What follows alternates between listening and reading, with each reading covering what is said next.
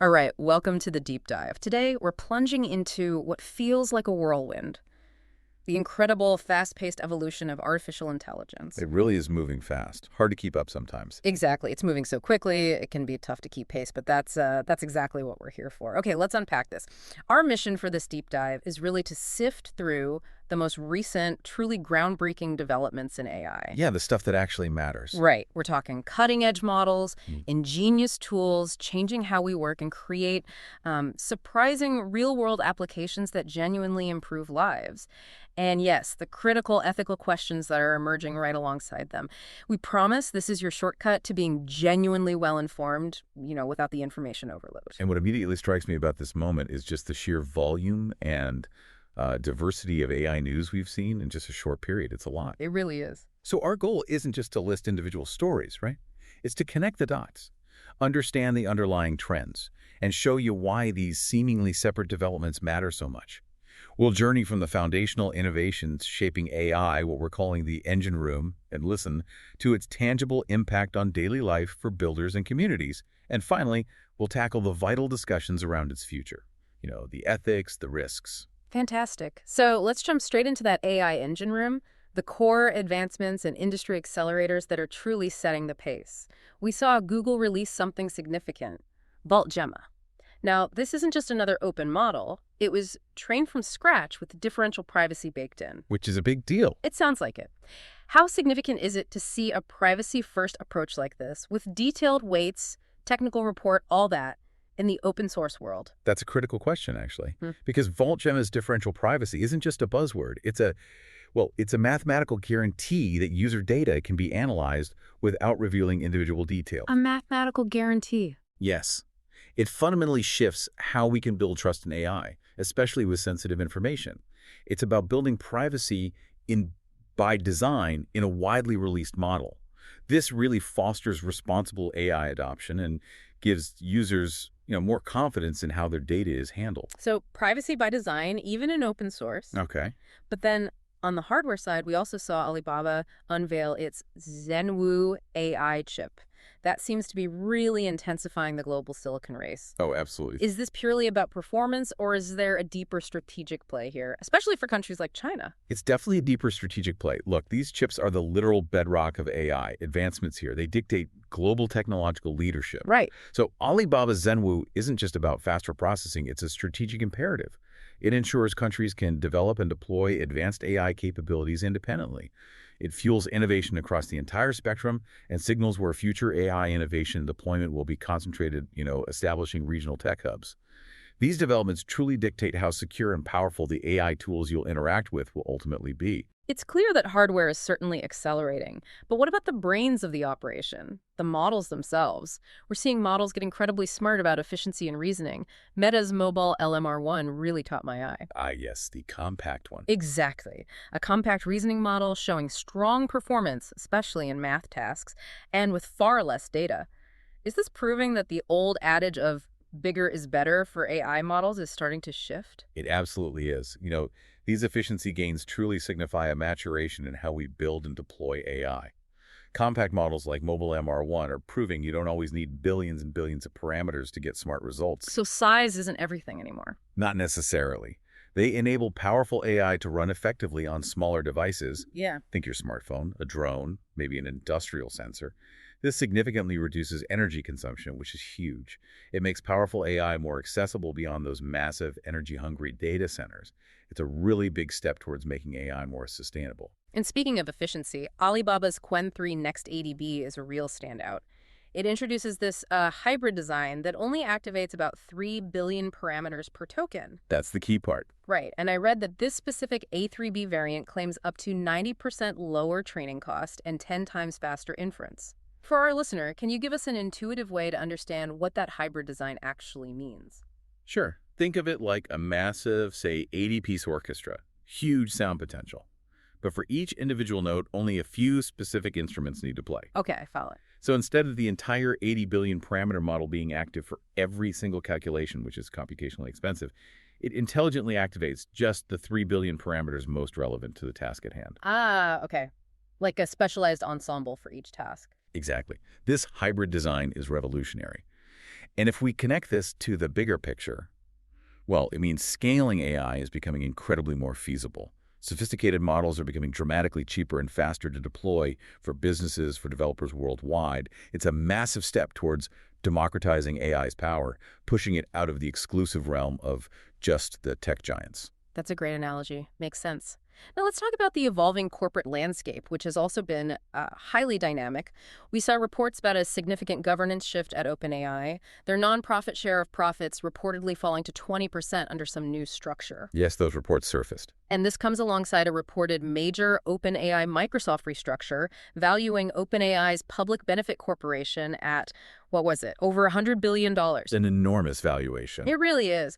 What does this massive valuation and this governance shift actually imply for the future direction of AI itself? Is this a critical moment revealing some core tension? It absolutely is, I think. This isn't just a corporate reshuffle. It's a critical moment revealing that core tension within AI development. Is the future of this world-changing technology going to be guided primarily by public benefit, or will the immense pressure for profit push innovation so fast that ethical considerations get maybe left behind? Profit versus ethics, essentially. Right. It isn't just about money. It's about control. And who gets to decide the moral compass of arguably the most powerful technology we've ever created? That's the real question here. And adding to that, on the infrastructure front, we saw significant investment by NVIDIA and OpenAI in UK AI data centers, billions pouring in. Substantial investment. Why are these massive investments in regional data centers so important right now? Well, these massive infrastructure investments underscore the global race to build and deploy advanced AI capabilities. Yeah. It's unavoidable. They're not just creating computing power, they're essentially establishing regional tech hubs, signaling where future AI innovation and deployment will be concentrated. It's about national strategic advantage just as much as it is about technological advancement, with different regions really vying for leadership in this critical field. Okay, so from the engine room where AI is built, let's zoom out now to AI in action. This is where these innovations are actually making a tangible difference for builders, creators, communities. And here's where it gets really interesting, I think. Agreed. Seeing it in the wild is key. So for developers and data analysts, we saw a new lightweight browser app enabling sub-300 millisecond Q&A over spreadsheets using a local model. Sub 300 meters locally. That's fast and private. Exactly. Incredible speed, privacy, keeping your sensitive data analysis right on your own device. Then there are powerful developer tools like the DeepAgents library. This lets you build sophisticated Claude Code agents with advanced planning, sub-agents, really complex stuff. Yeah, those agentic frameworks are powerful. And Quoto-Aware, a deep research agent specifically designed for navigating massive code bases. How are these agentic capabilities fundamentally changing how developers and knowledge workers approach complex tasks? Well, these agentic capabilities, which basically mean the AI can intelligently break down a big task, plan its steps, and then execute them autonomously, they're truly empowering developers and knowledge workers. Instead of manually sifting through mountains of data or code, which is incredibly time-consuming. Right, the old way. These tools allow users to automate complex, multi-step tasks. They directly address information overload by quickly extracting actionable insights. It's almost like having a personal expert for specific domains. So working smarter, not harder. Precisely. It's about working smarter. And the creative world is just exploding with AI. Stability AI's Stable Audio 2.5 is here. Lightning-fast, high-quality music creation. Features like audio in-painting, mood-based prompts. That's genuinely revolutionizing sound production. It sounds like it. Then there are Kling AI's avatars, capable of broadcast-quality outputs, lip-syncing up to 60 seconds of audio from just a single image. And in various styles too, realistic anime, animal 3D. Yeah, and early users are noting their standout expressiveness. What's the broader impact of tools like these on creative industries? Is it really democratizing content creation? What immediately strikes me here is the profound impact on creative workflows and, yes, the democratization of content creation. Absolutely.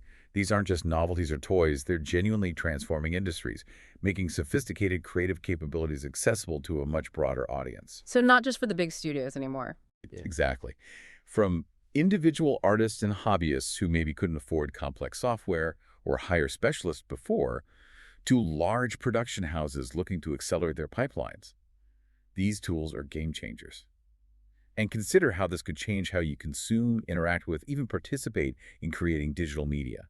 Everything from bespoke soundtracks to hyper-personalized animated content is now potentially within reach. And we also saw Google's Nano Banana quickly go viral, that thing transforming photos into action figure-style 3D A collectibles. fun example, but shows the accessibility. Right. And perhaps even more significantly, free AI tools like AutoDraft AI are now challenging established paid creative platforms. Like Yeah, that really pushes the democratization angle, doesn't it? exactly. Reinforcing that point, the barrier to entry for high-quality creative output is dropping dramatically. It's an exciting time to be a creator, or even just a consumer, as the landscape of digital media becomes richer and more personalized.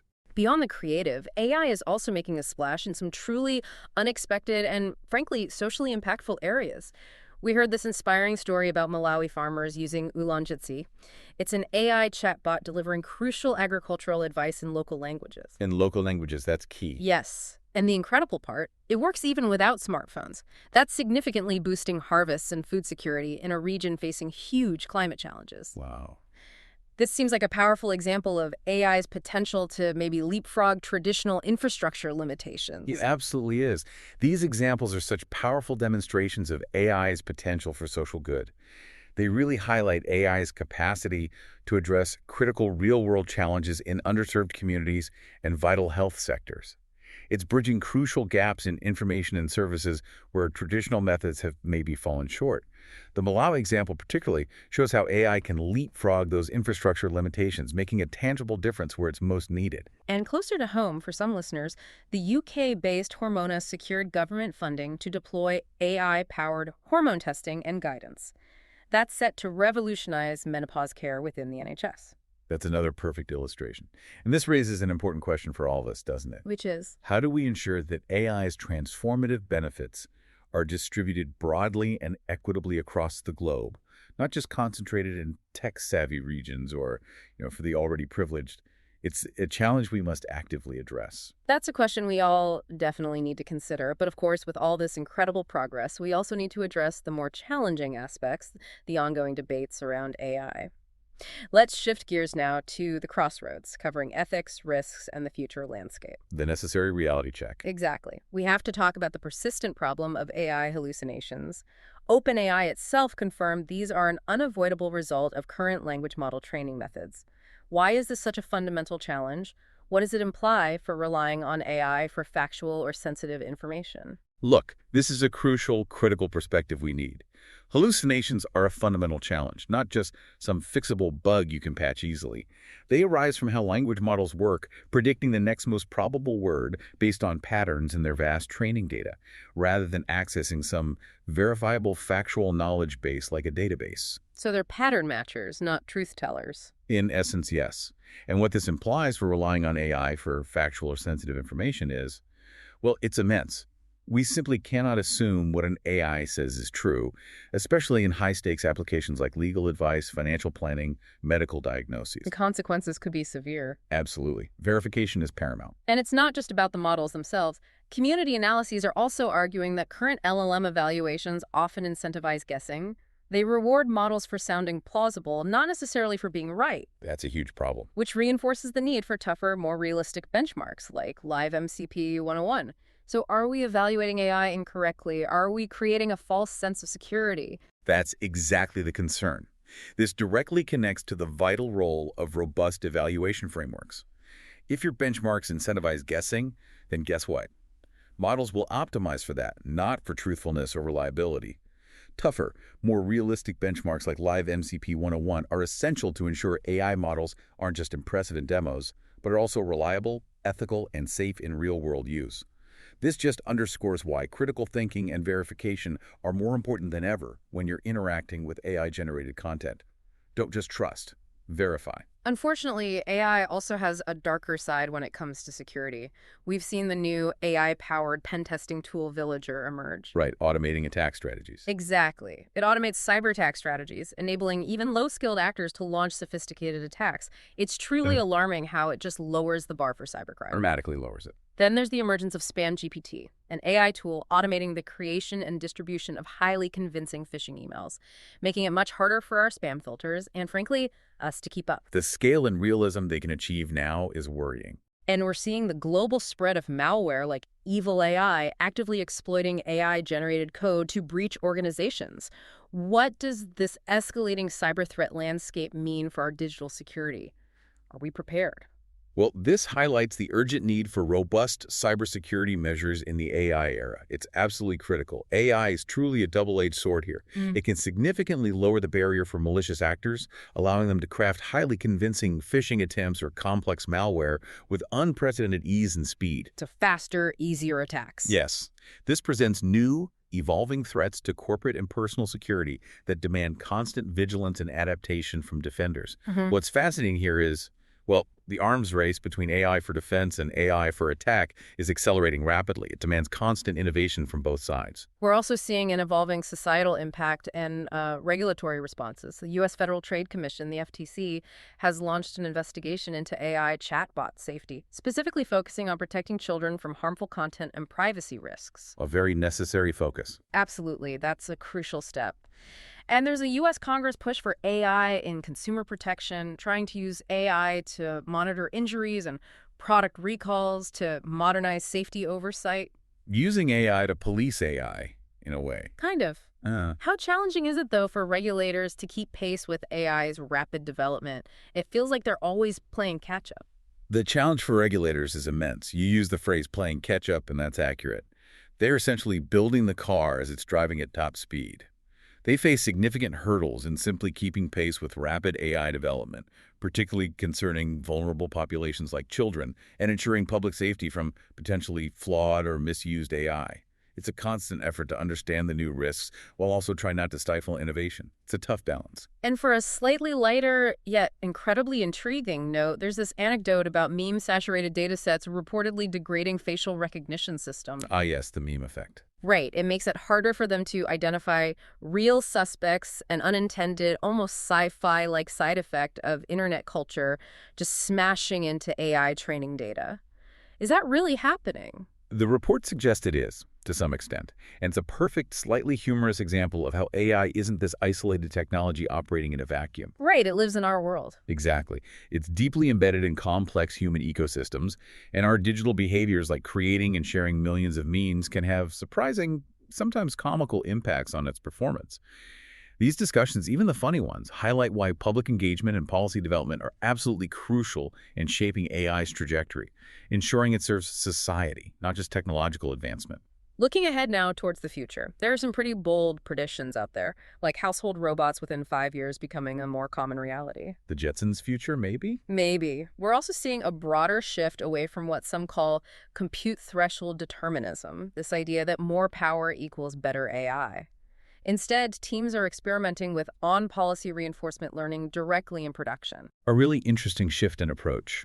Can you quickly explain what on-policy reinforcement learning is and what this broader shift away from just throwing more compute power at problems means for AI's evolution? Certainly. So on-policy reinforcement learning essentially means the AI learns and adapts in the moment by directly interacting with its environment and adjusting its actions in real time based on immediate feedback. Learning by doing, basically. Pretty much. Think of it like a child learning to ride a bike by actually pedaling and falling and adjusting, not just by watching thousands of hours of cycling videos and processing huge amounts of pre-recorded data. Got it. More interactive learning. Right. And the shift away from compute threshold determinism, the old idea that AI's capabilities are simply dictated by how much raw processing power you throw at it, signals a real maturation of the field, I think. It points to a future where AI becomes even more deeply integrated into daily life, not just in our screens, but potentially in our physical environments, like those household robots. And it'll be driven by smarter, more nuanced, context-aware algorithms that can learn and adapt efficiently, rather than just relying on brute force processing.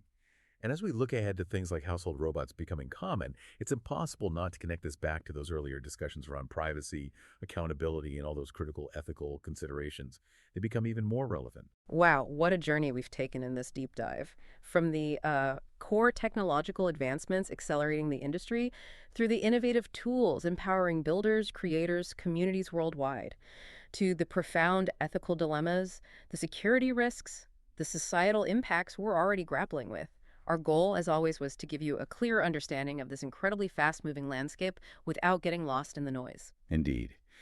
AI's journey is really one of immense, transformative potential, intertwined with significant challenges and, frankly, responsibilities. It's a tool that can uplift millions, spark unprecedented creativity, solve problems we once thought intractable, but it also carries risks that demand our collective attention and wisdom. So, maybe a final thought for you to ponder. As AI continues to innovate at this breakneck pace, how will we ensure that its incredible power serves humanity's best interests? And maybe more personally, what active role do you believe you can play in shaping that future? We really encourage your continued curiosity, your critical thinking, and your engagement with this unfolding story of artificial intelligence. It affects us all.